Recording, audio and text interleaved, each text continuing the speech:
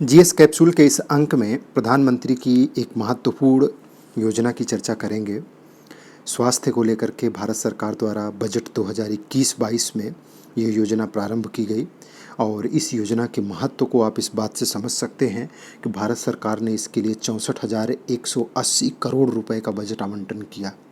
64,180 करोड़ रुपए प्रधानमंत्री आत्मनिर्भर स्वस्थ भारत योजना, इस योजना का नाम है प्रधानमंत्री आत्मनिर्भर स्वस्थ भारत योजना।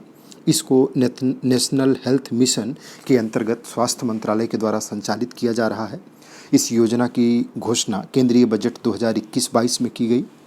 योजना का जो उद्देश्य है वो देश के सुदूर हिस्सों में प्राथमिक, माध्यमिक और तृतीयक देखभाल स्वास्थ्य प्रणालियों की क्षमता विकसित करना है। देश में ही अनुसंधान, परीक्षण और उपचार के लिए एक आधुनिक पारिस्थितिकी तंत्र का विकास करना है। इसके लिए जो फंड का एलोकेशन हुआ है वो 64,180 करोड़ रुपए है।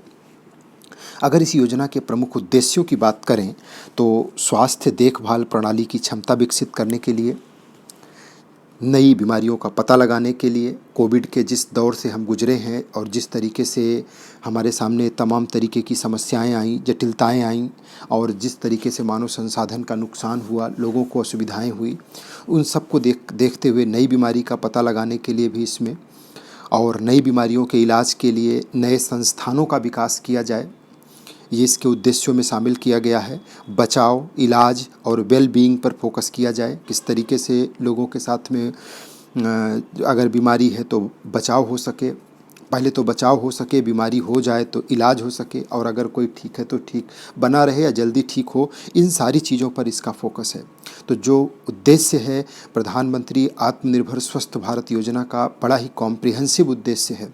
मेंस में अगर ये योजना लिखने के लिए आती है तो आप इस तरीके से इसके उद्देश्यों को पॉइंट वाइज लिख सकते हैं कि स्वास्थ्य देखभाल प्रणाली की क्षमता विकसित करने के लिए, नई बीमारियों का पता लगाने के लिए, नई बीमारियों के इलाज हेतु नए संस्थानों का विकास करने के लिए, बचाव, इलाज और वेलबींग पर फोकस करना है इसका। ऑब्जेक्टिव क्वेश्चंस में भी ये स्टेटमेंट वाइज पूछा जा सकता है। इसके अगर लक्ष्य की बात करें तो लगभग 70,000 गाँव में वेलनेस सेंटर की स्थापना में मदद मिलेगी। 602 जिलों में क्रिटिकल केयर हॉस्पिटल खोले जाएंगे। इस योजना के तहत national centre for disease control को मजबूत किया जाएगा। इसके साथ ही इंटीग्रेटेड हेल्थ परफॉर्मेंस पोर्टल खोले जाएंगे ताकि पब्लिक हेल्थ लैब्स को जोड़ा जा सके। आप कहीं भी जांच करवाते हैं तो आपकी जो रिपोर्ट है वो आपके आधार से लिंक रहेगी और एक पोर्टल पे आपकी रिपोर्ट हमेशा के लिए सेव हो जाएगी। आगे कभी भी आपको कोई ट्रीटमेंट कराना है, कहीं भी कराना है, डॉक्टर उस पोर्टल पे जाएगा और आपकी पुरानी सारी मेडिकल हिस्ट्री वो एक बार में देख सकता है। तो ऐसे में ज़्यादा इफेक्टिव और प्रभावी तरीके का इलाज संभव है। अभी भारत में ऐसा नहीं है, विदेशों में इसी तरीके की व्यवस्था पोर्टल्स की हैं। इस योजना का जो कवर है वो लगभग 17,000 ग्रामीण और 11,000 शहरी हेल्थ एंड वेलनेस सेंटर्स को समर्थन देने का है और ये योजना नेशनल हेल्थ मिशन के अंतर्गत संचालित की जाएगी। तो ये इस योजना से जुड़ा हुआ कुछ महत्वपूर्ण पॉइंट्स थे। इस योजना का मेन क्रक्स है जिसको आपको जानना है। इतनी चीज़ों को लेकर के आपको एग्जामिनेशन हॉल में जाना है। जैसे क्वेश्चंस किस तरीके से ऑब्जेक्टिव में अगर पूछेगा तो क्या पूछेगा कि प्रधानमंत्री आत्मनिर्भर स्वस्थ भारत योजना किस मंत्रालय के द्वारा संचालित की जा रही है? आप कहेंगे स्वास्थ्य मंत्रालय के द्वारा। किस मिशन के अंतर्गत है? तो ये नेशनल हेल्थ मिशन के अंतर्गत संचालित है। बजट एलोकेशन कितना किया गया? 64,180 करोड़ रुपए। कब लॉन्च की गई? 2021-22 में।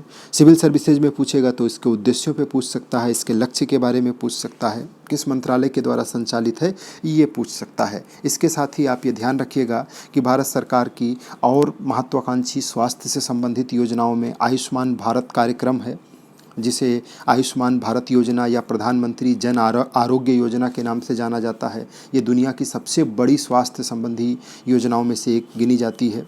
राष्ट्रीय स्वास्थ्य मिशन है और जन औषधि योजना है। इन सब के साथ हम काफ़ी डिटेल में चर्चा करेंगे। अभी इस अंक में इतना ही। स्टेप बाय स्टेप अगले वीडियो में हम आपसे आयुष्मान भारत कार्यक्रम, राष्ट्रीय स्वास्थ्य मिशन और जन औषधि योजना यानी स्वास्थ्य से रिलेटेड भारत सरकार की जितने योजनाएं हैं उनको कॉम्प्रिहेंसिव तरीके से एक एक करके डिस्कस कर दिया जाएगा ताकि इस सेगमेंट का जो भी कॉन्सेप्ट है वो आपका एकदम क्लियर हो जाए।